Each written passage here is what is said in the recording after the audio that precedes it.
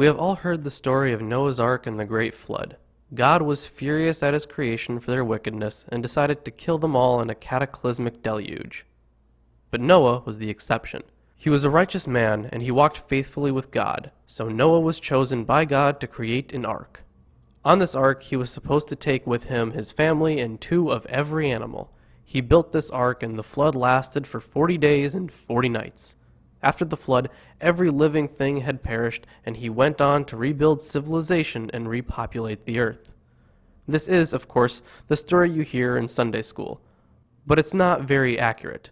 Movies like Noah and Evan Almighty are popular iterations on this story. Plenty of cartoons have been made as well on it, such as the popular Veggie Tales version. These movies have fooled the public and even Christians themselves into thinking this was an accurate representation of the biblical flood story. But the flood story in the Bible has a much more interesting past.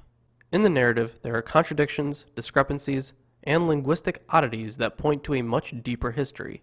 Generally unknown to most people, this one flood story actually holds 2 flood stories within it. So today, we will discuss a tale of 2 floods.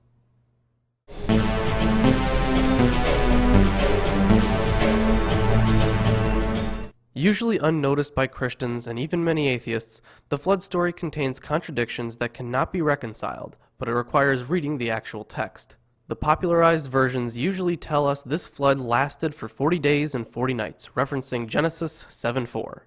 For in 7 days' time I will make it rain upon the earth, 40 days and 40 nights, and I will blot out from the earth all existence that I created. If we take a closer look at the flood account, we will see that Genesis 7:24 tells us the flood lasted 150 days. And when the waters had swelled on the earth 150 days, God remembered Noah, etc. The famous story also includes Noah bringing onto the ark 2 of every animal. This is in accordance with Genesis 6:20. From birds of every kind, cattle of every kind of creeping thing on earth, 2 of each shall come to you to stay alive. Although the narrative also tells us that Noah brought on 7 pairs of clean animals, that is, those that are fit for sacrifice, along with 1 pair of unclean animals in Genesis 7:2. Of every clean animal you shall take 7 pairs, males and their mates, and of every animal that is not clean, 2, a male and its mate. Not only does the story contain internal contradictions, but it also contains many doublets. Doublets are similar or identical actions or events that are told twice. God notes that humans are wicked twice. God tells Noah of his decision to wipe out all life from the earth twice. Noah and his family get on the ark twice. The flood starts twice, and there are many more. Not only does the story contain doublets and contradictions, but it also has curious linguistic oddities. The most prominent one being the seemingly random changes between calling God God and calling him Yahweh. What kind of writer would do this? What writer would write a contradictory narrative, repeat himself almost a dozen times, and change the name of his God? Well, one writer wouldn't do this, but 2 different writers would.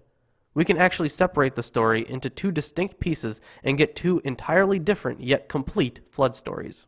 This iconic story actually has 2 authors, and their texts have been stitched together. Scholars refer to these 2 authors as J and P. J is short for Yahwist. In Germany, where the initial discovery of this author was made, it was spelled Yahwist with a yut, or the English letter J, so scholars have just stuck with that. P stands for priestly. The writer of P was concerned with anything relating to the priesthood, but we'll discuss that more in depth later.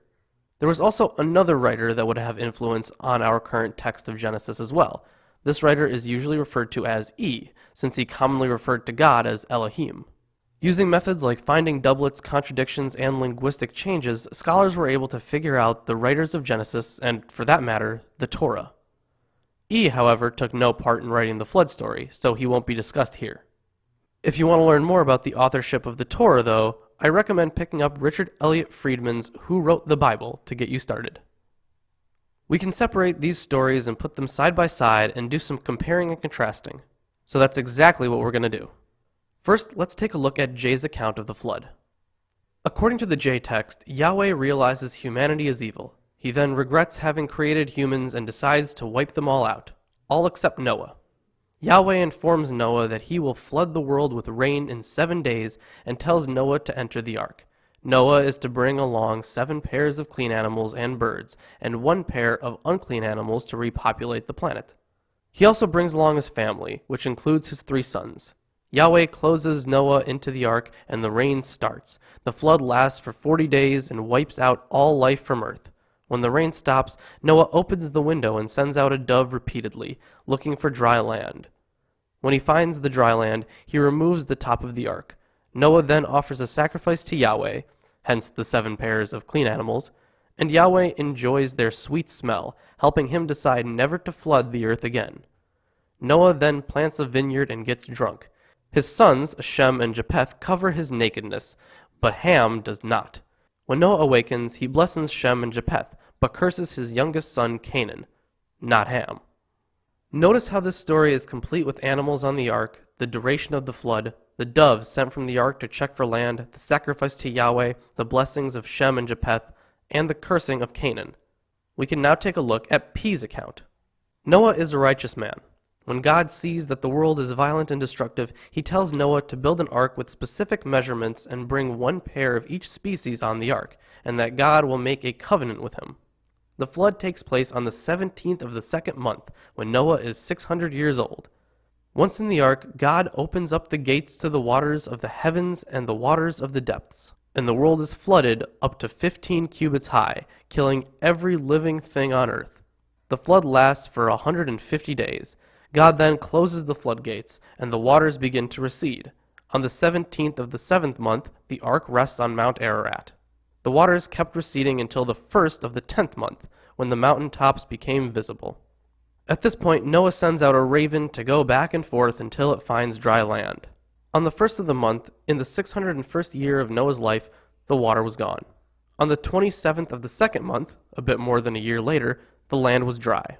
God tells Noah that he and his family and the animals should leave the ark and repopulate the world. Further, God gives Noah permission to eat animals, but forbids him from consuming them with their blood and from murdering other humans, the latter being punishable by death.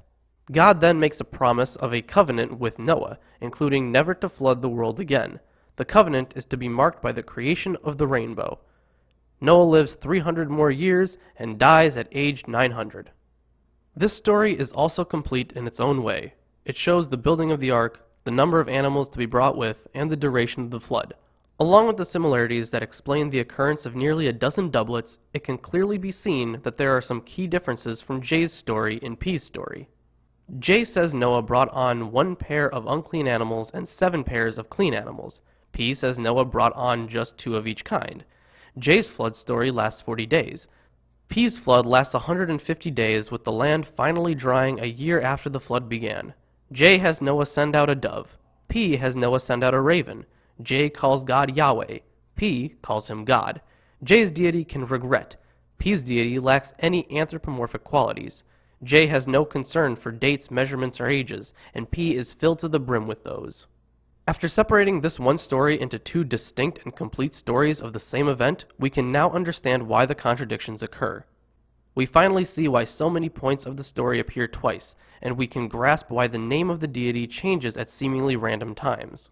Now that we see the 2 accounts by themselves, we can begin to figure out who the writers were, what time they lived in, and why they wrote the stories the way they did. So who were J and P?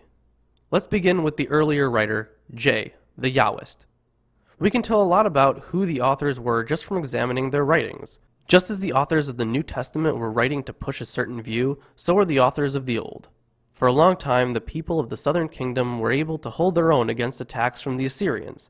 Eventually, the much stronger Babylonians took over, and soon enough, Judah saw itself surrounded by Babylonian armies.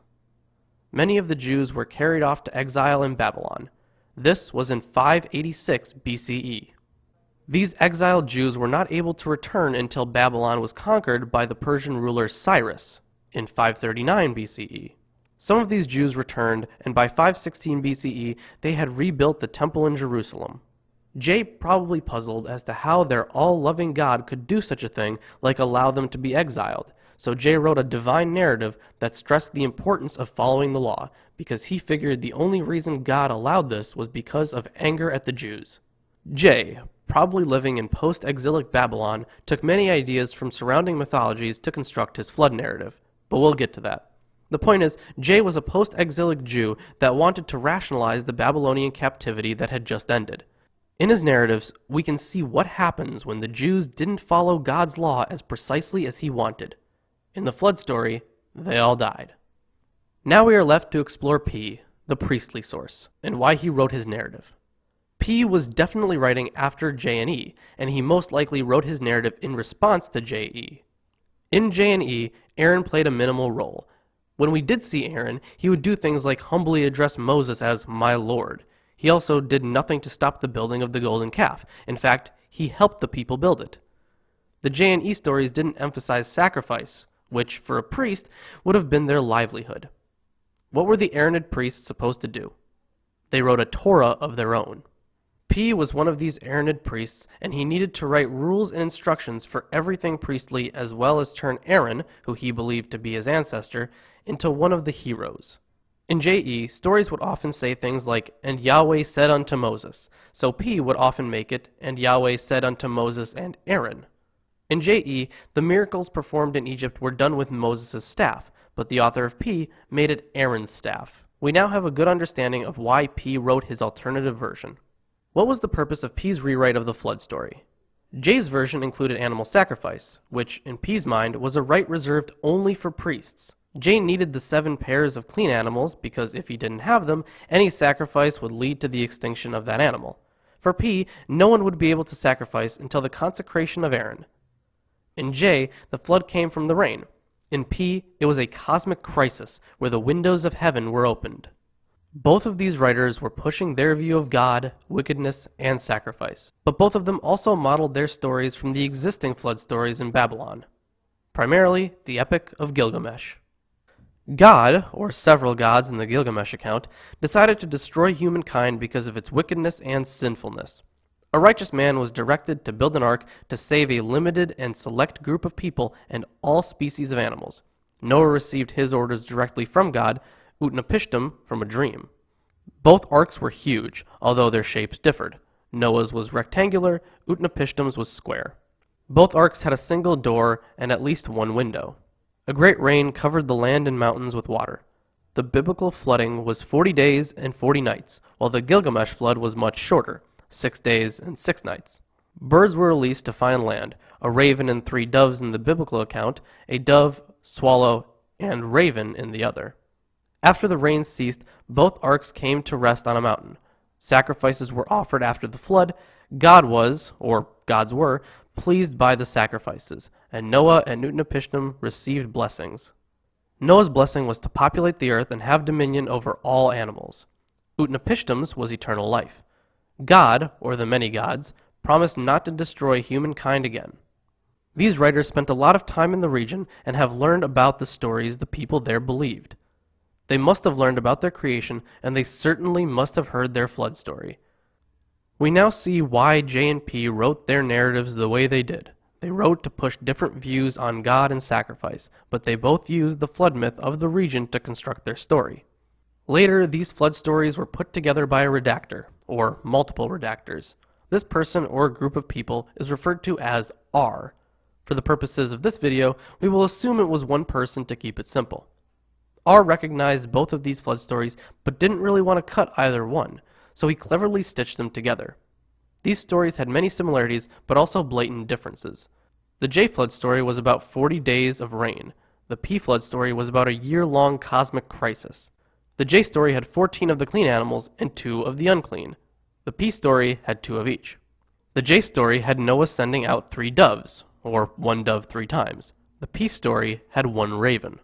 There was no way R could place these 2 back to back. He had to weave them together to make sense.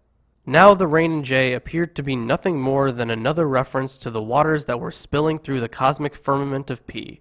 Now the 2 of each animals in P were understood to mean that the 14 of each of J's clean animals came to the ark 2 by 2. The raven in P was understood to have flown away from the ark and not returned, so Noah had to send out doves to see if the floodwaters had subsided. It was a brilliant synthesis, and it fooled everyone for over 2,000 years. It was only in the 1880s that the populace finally began to see the many hands the Torah was written by. Thanks for watching. Make sure to like and subscribe, and check out our new website, MilwaukeeAtheists.com. If you really love us, consider supporting us on Patreon and follow us on Facebook and Twitter to see what we're up to. We also have an official merch store where you can buy classic Milwaukee Atheist shirts, hoodies, mugs, and much more. We'll see you next time.